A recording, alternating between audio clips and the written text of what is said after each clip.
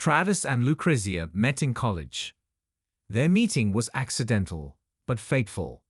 Young and full of hope, they quickly found a common language and fell in love with each other. 2 years later, they got married.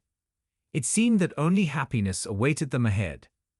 The first few years of marriage were cloudless. Travis worked as a financial analyst, dreaming of early retirement and financial independence. Lucrezia was an architect, dreaming of creating beautiful and functional spaces. They enjoyed life, traveled, and built a career. One evening, after dinner, Lucrezia started talking about children. "Travis, look at these cute pictures. These are my friend Jane's kids," she said, showing the photos on her phone. Travis tensed. He knew that this conversation would happen sooner or later. "Yes, they're cute," he replied, trying not to show his feelings. It's been a few weeks. Lucrezia talked more and more about children.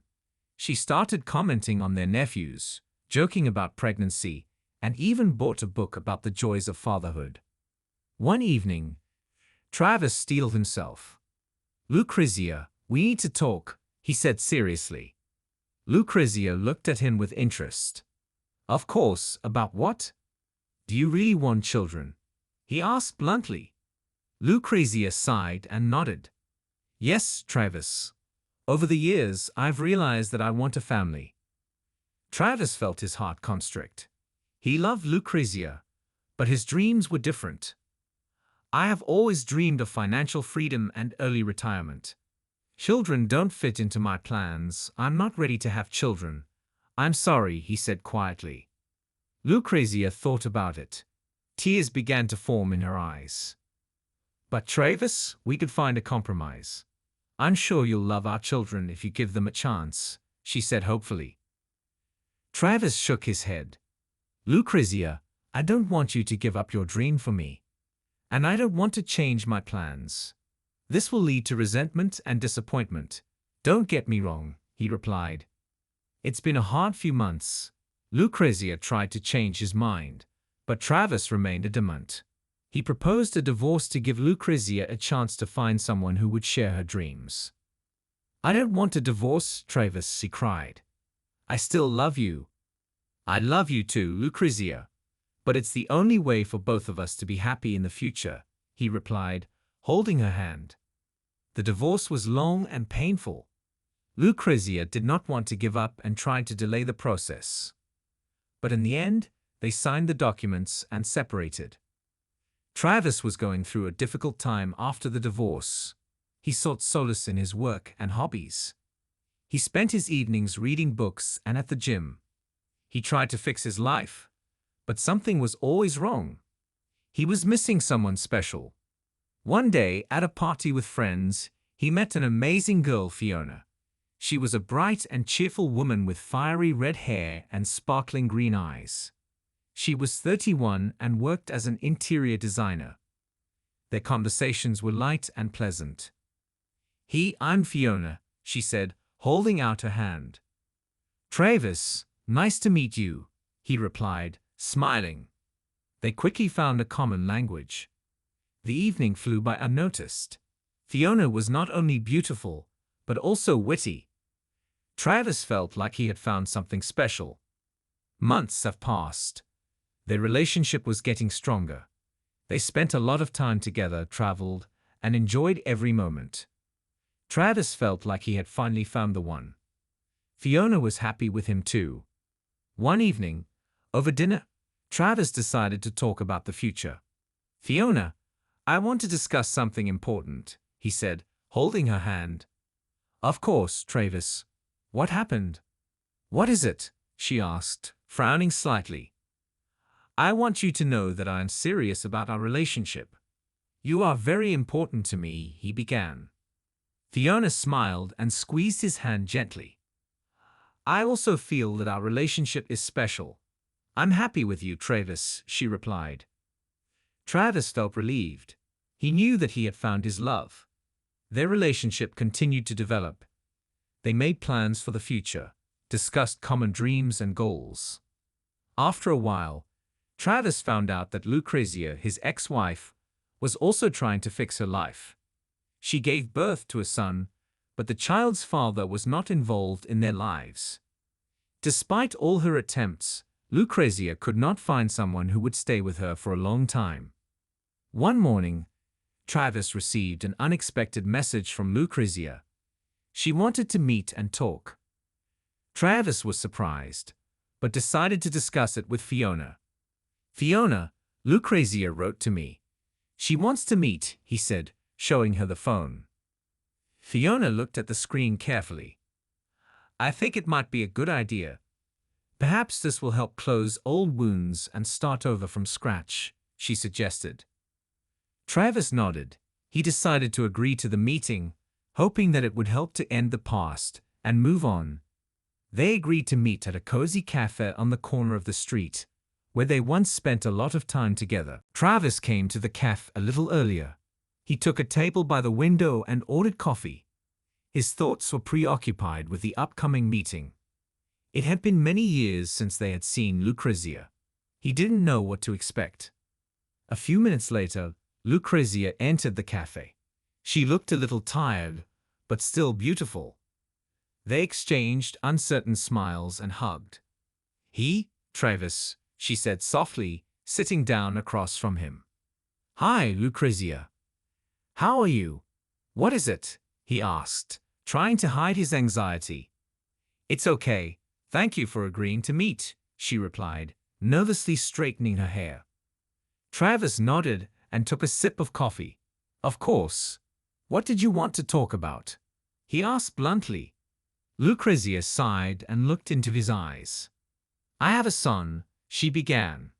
"His name is Elias. He is 5 years old.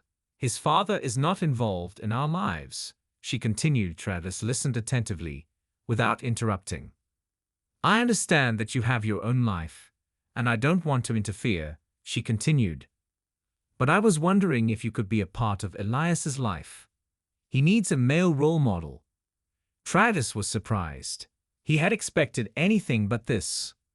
"Lucrezia, I'm glad you have a son, but I still don't want children," he replied softly. Lucrezia tried to smile, but her eyes filled with tears. "I understand, Travis, but maybe you would change your mind if you knew him. We could be a family again," she said hopefully. Travis shook his head. "Lucrezia, I'm happy with Fiona. We are planning our future together. I can't change my plans," he said firmly. Lucrezia looked away and wiped away her tears. "Just thought we could," she began, but Travis interrupted her. "Please understand me. I don't want you to suffer, but I can't be what you want," he said. Lucrezia was silent for a few seconds. Then her face changed and she started talking furiously. "Your Fiona doesn't understand that you're just afraid of responsibility. She will never know you the way I do," she cried out. Travis sighed and stood up. "I won't let you insult Fiona. We're done, Lucrezia," he said, moving away from the table. He left the cafe feeling a mixture of anger and disappointment. Lucrezia kept texting him, but he ignored them. Soon, he blocked her number. Travis returned home depressed. He told Fiona about everything that had happened at the cafe. She listened attentively, holding his hand.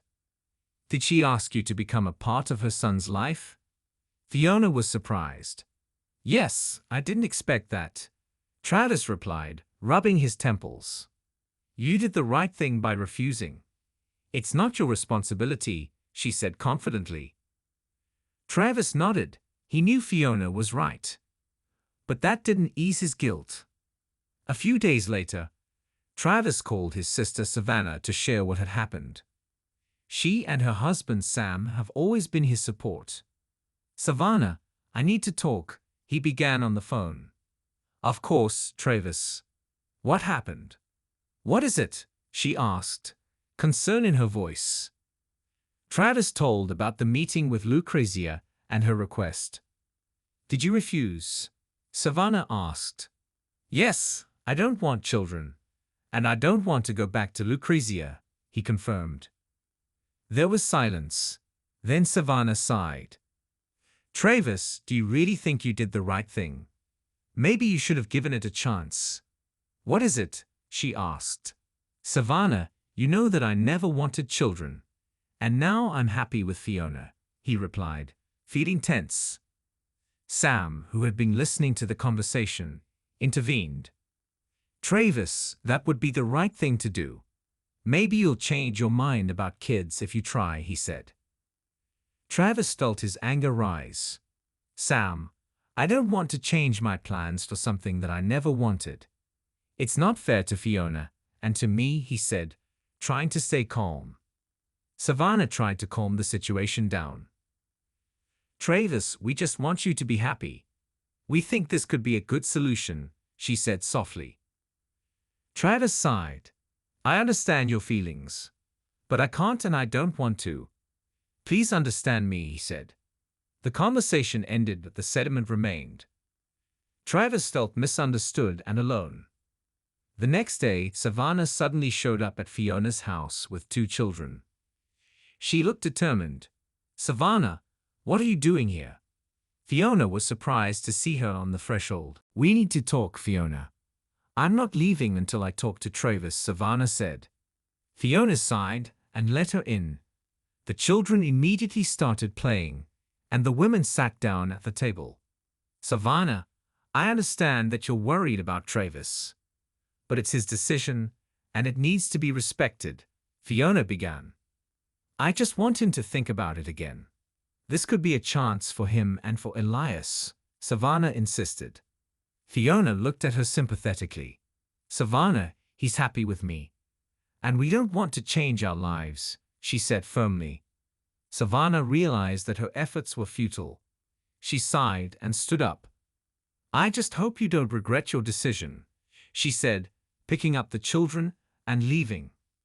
When Travis returned home and found out about his sister's visit, he was furious. This is out of bounds, he exclaimed. Fiona hugged him. Don't worry, dear. We know what we're doing. We'll manage, she said soothingly. Travis and Fiona decided it was time to start a new life. They wanted to get away from all the negativity and start with a clean slate. Moving to a warmer place seemed like the perfect idea. They started looking for houses in different cities. Every morning began with watching ads and discussing opportunities. Fiona, look at this house by the sea. He looks perfect, Travis said, showing her the photos. He's really beautiful. Let's plan a trip there for the weekend and see it in person, she suggested, smiling. They booked their tickets and went on a trip. When they arrived, they were met by a real estate agent and given a tour of the house. This house was built only a few years ago. He has a great view of the ocean and a spacious courtyard, the agent said, showing the rooms. Fiona immediately fell in love with this place. Travis, I can imagine how we spend our days here, she said, squeezing his hand.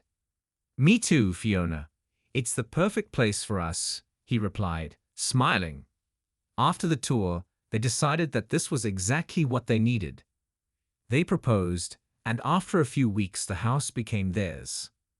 When it was time to move, they packed up all their belongings and said goodbye to their friends.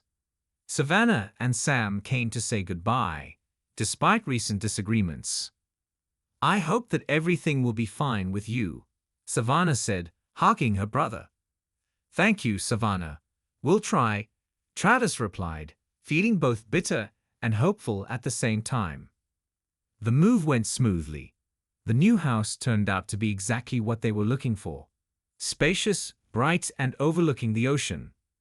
They began to settle in, arranging furniture and decorations. One evening, sitting on the veranda and watching the sunset, Fiona turned to Travis. I'm happy that we decided to take this step, she said, smiling. Me too, Fiona. This is a new beginning for us. I'm grateful that you're with me, he replied, hugging her. Living in a new place has become a real gift for them. They enjoyed every day, made plans for the future, and forgot about the past. Travis and Fiona were happy together, knowing that they had made the right choice for their love and their future. In the evenings, they walked along the beach, planned new adventures, and dreamed about what lay ahead. So we have come to the end of this story. Please write your opinion in the comments. We will be interested to know it.